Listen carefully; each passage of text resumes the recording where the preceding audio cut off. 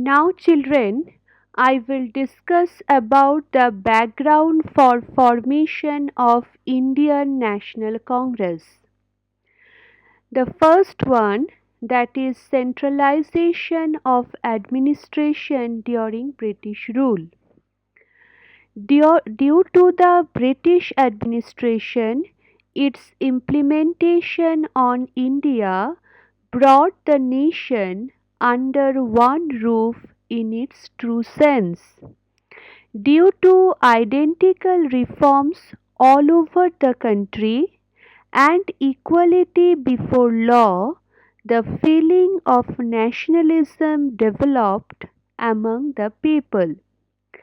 For the convenience of administration and swift movement of the army, the British built network of roads and railways. But these facilities benefited the Indians as well. People from different parts of India came in contact of each other. There was increase in communication and the feeling of nationalism grew up. So, children, the uniform policies and equality before law brought unity in the nation. The development of means of transport and communication like roads and railways brought people in different provinces together. With increase in contact with each other, the feeling of nationalism grew. The next one, that is economic exploitation. The Indian wealth was flowing towards England by all means. Due to the imperialist policy of England, there was beginning of economic exploitation of India. Farmers were compelled to take cash crops, burden of land taxes, continuous famines of all broke down the backbone of Indian agriculture. Traditional industries declined, which led to rise in unemployment. The capitalists exploited the worker class. Various new taxes were imposed on the middle class. This led to growth of discontent among the people. So, children, the economic exploitation of India through the imperialistic policies led to the drain of the Indian wealth to England. Compulsion to grow cash crops, land taxes, and recurring famines made conditions of the farmers miserable. With the decline of traditional industries, there was increase in unemployment. Working class was exploited by the capitalist and the middle class suffered due to various new taxes. This led to the discontent in the country. The next one is Western education. Due to spread of Western education, new ideas such as justice, liberty, equality, democracy, etc., were introduced to the Indians. Rationalism, scientific attitude, humanity, nationalism, these policies were accepted by the Indians. Therefore, they inculcate a feeling that we are capable of carrying out the work of the country and its progress is possible by following these principles. India is a country of diverse languages, but with the introduction of English language, India got a very new medium of communication. So, children, Western education spread the modern values such as liberty, equality, democracy, and nationalism among Indians. Indians inculcated the principles of rationalism, scientific attitude, and humanity and nationalism.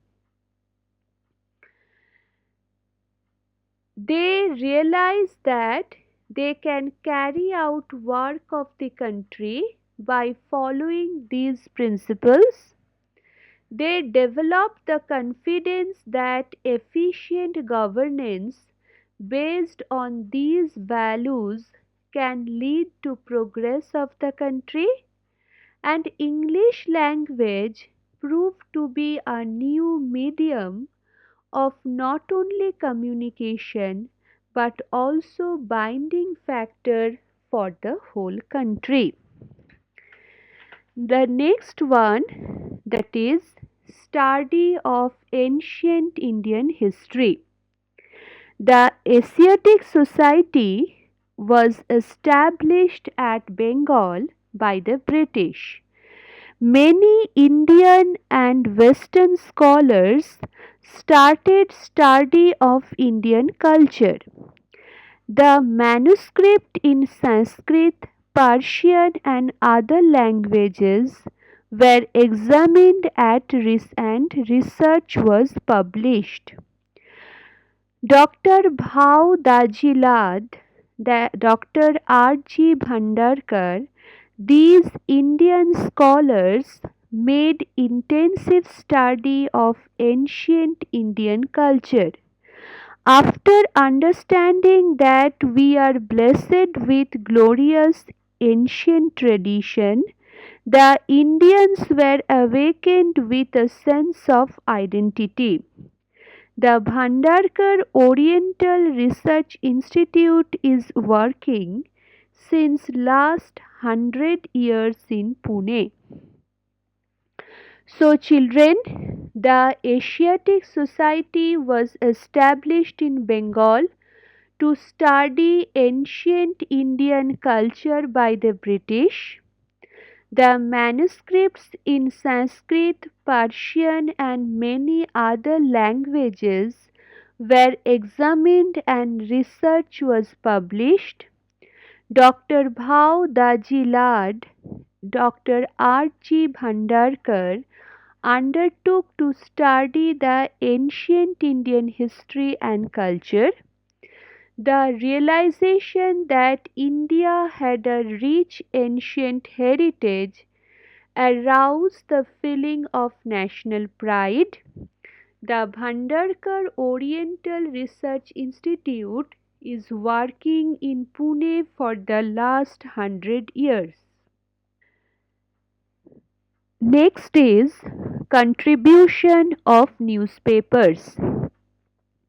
During this period, India and vernacular newspapers and periodicals came to be published. Through these newspapers, political and social awakening took place. Newspapers like Darpan, Prabhakar, Hindu, Amrit Bazar Patrika, Kesri, Kesri, Maharashtra started criticizing the government. So, children, newspapers and periodicals in English and vernacular languages created political and social awakening. Newspapers like Darpan, Prabhakar, Hindu, etc. criticized the policies of the government.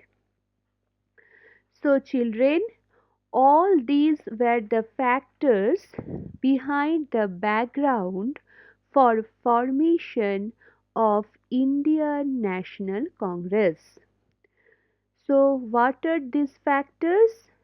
Centralization of administration, economic exploitation, Western education, study of ancient Indian history, and contribution of newspaper, periodicals, and literature. All these were the factors behind the background for formation of Indian National Congress.